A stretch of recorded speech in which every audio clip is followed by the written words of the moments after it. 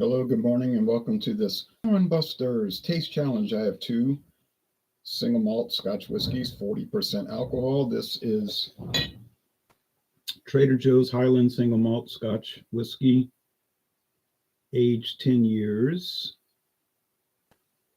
And Trader Joe's was established in 1967. I don't know if they always sold this brand at their stores that sell liquor. Our local store does sell liquor. Well, local meaning 20 miles away from here, but yeah, most Trader Joe's, it doesn't look like sell liquor, but it's procured by Alexander Murray and Alexander Murray and Company for Trader Joe's. Alexander Murray and Company is an independent bottler.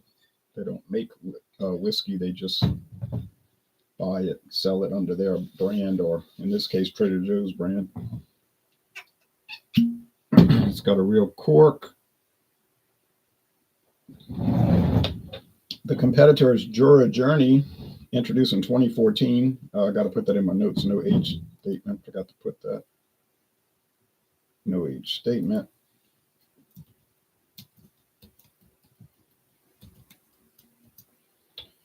Aged in ex-bourbon barrels, bourbon casks, for some number of years.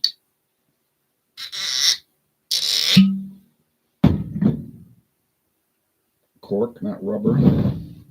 All right.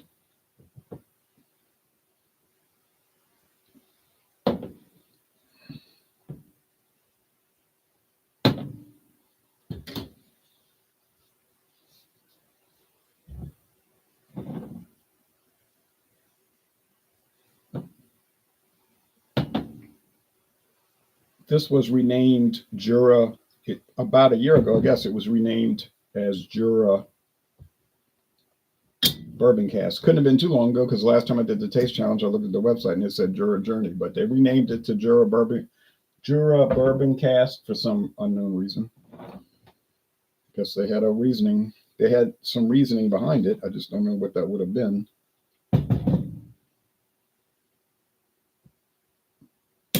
Price point at the time of purchase. Now it's going up in price, but the Jura Journey was $22 even plus tax at Total Wine and More, and Trader Joe's Highland single malt 10-year was $23.99. So the price point, $1.99 difference at the time. Like I say, time of purchase. Now the Jura Journey costs more, and it seems to be a little lighter, but I don't think that's going to make an impact on me having to close my eyes, because they're pretty close. They're not the same. Now this region, Jura, I guess you call it an island Scotch, because it's from the island of Jura. It's like West Coast, sort of like Isla, its own island region. They say it's mostly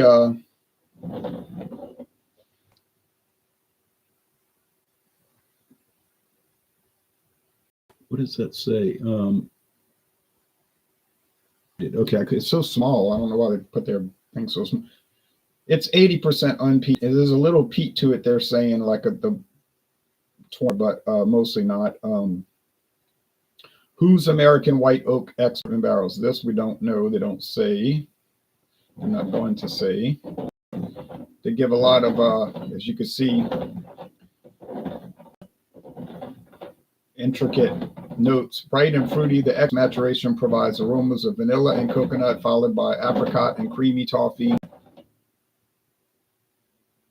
with a touch of a pear, cinnamon, and cocoa to the finish. To finish.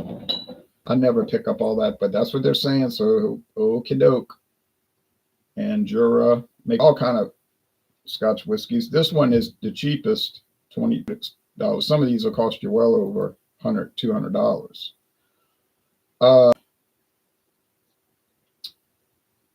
You got to start somewhere, and start at the lowest spot and then move up. There's a picture of the distillery, established in 1810, then it shut down and was reborn in 1963. So a lot of these Scotch whiskey single malt distilleries have gone, well, like when they got shut down and so forth.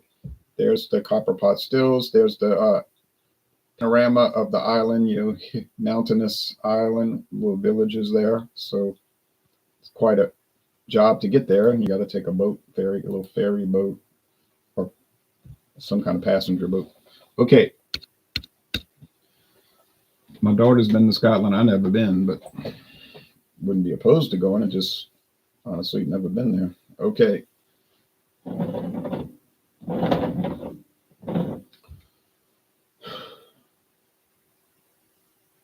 It does smell like it has a little peat.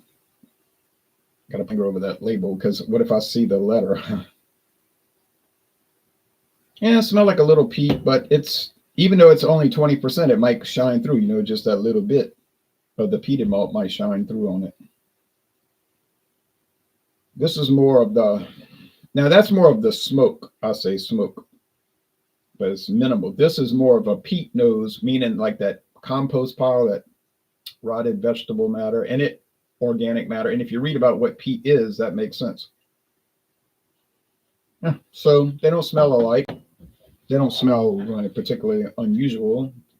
General Scotch nose there. All right, taste. Cheers.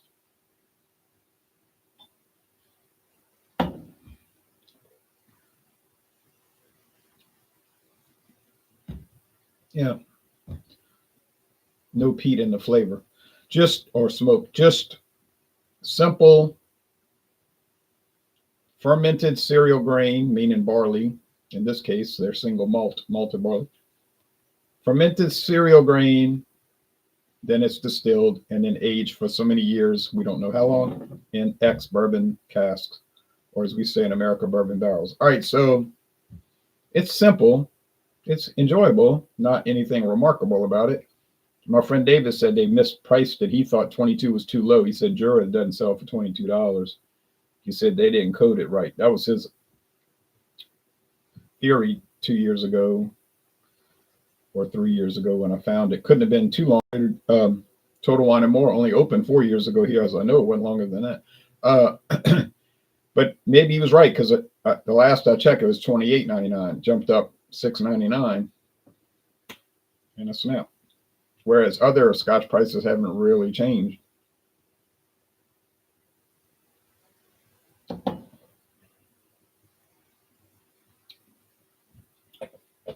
Oak. There's some depth here. Depth. So, peatiness, nah. No and no. No and no. Generalized fermented and then distilled barley, yes and yes. Are they different really one to another? Not in this case. Not really. You say, oh, you're crazy. Highland Scotch is so different than that island stuff. You just don't know Scotch. You don't have the ability to taste it and so forth. Maybe not. You might have that ability, but I would recommend doing a live taste challenge and let's see how good it is.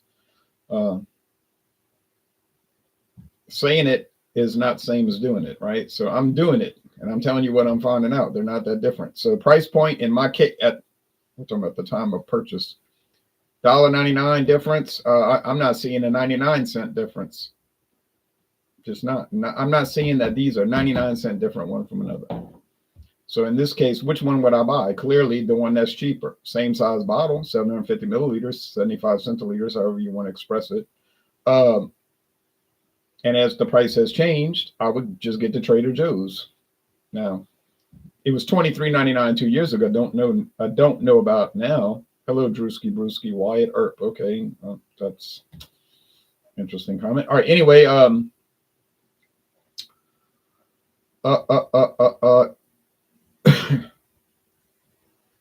well, there's nothing else to say.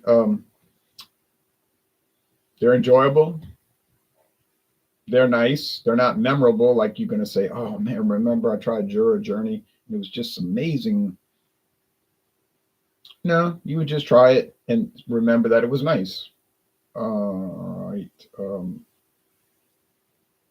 Would I like to go to a higher level Jura? Well, yeah, I would, of course, go up the ladder. I mean, when I bought this for 22, there was another Jura next to it, and it was 150.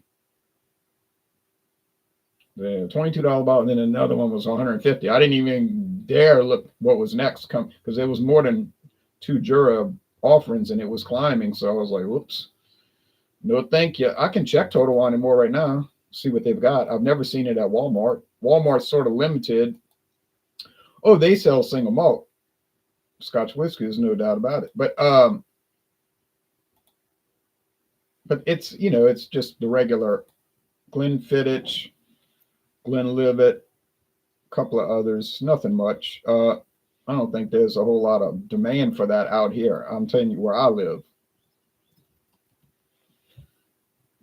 In this parish, we don't have counties, we have parishes. In this parish, it's more like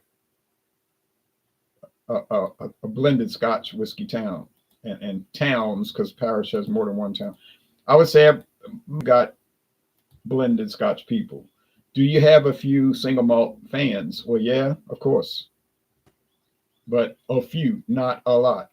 Okay, so there's the bourbon cask, parentheses Journey, formerly Journey, part of their Spirits Direct program, which some people say is a private label. Well, obviously that can't be because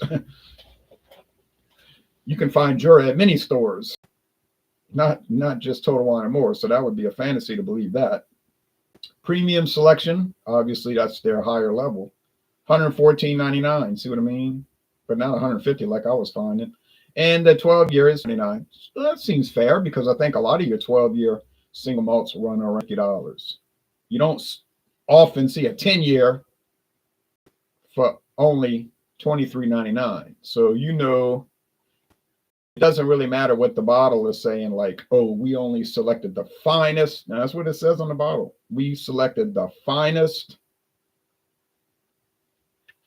barley malt whiskey for this bottle. Well, how could that be true?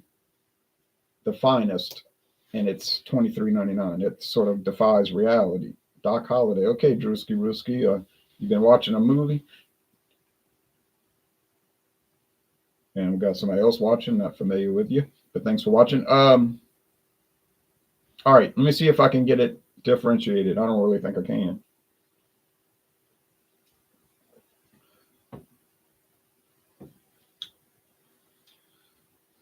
There's sort of a sherry and caramel on that. Kind of odd, huh?